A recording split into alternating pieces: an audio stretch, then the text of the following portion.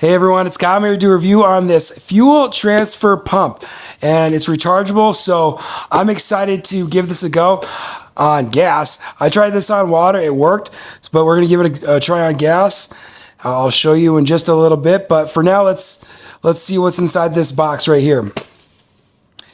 So you get the actual pump itself. So this is the intake valve. This is what's gonna go into the fuel container itself.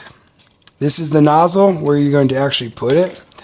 It comes with 3 different cover caps.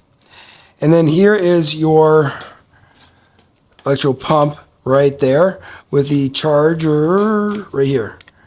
So it's USB-C right there. Now get a look at the display. Turn it on. You can see it's 98% battery. Switch between high, medium, and low. I don't know if you can kind of hear it.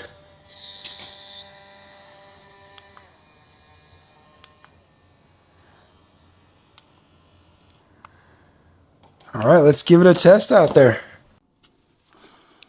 Okay, we'll give this a go. So I've got it in the lawnmower.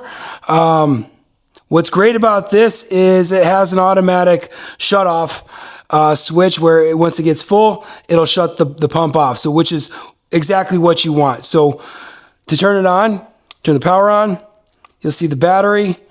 I want it on low, and then you press power again, and it'll flow.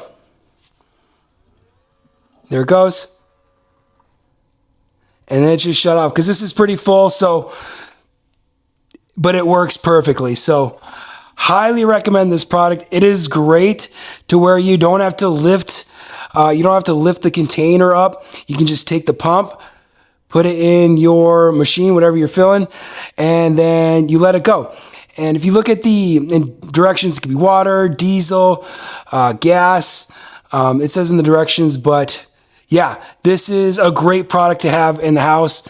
Highly recommend that you get one today. Don't hesitate. You won't regret this buy.